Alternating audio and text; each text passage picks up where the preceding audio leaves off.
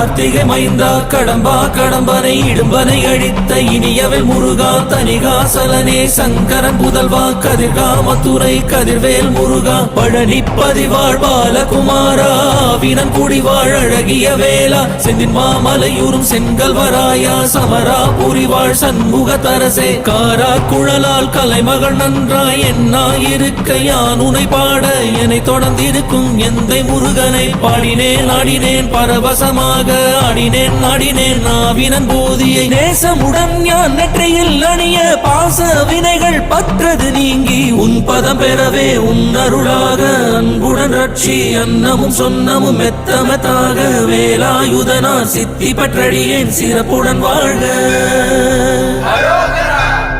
ஓம் சரவண பவாய நமஹ.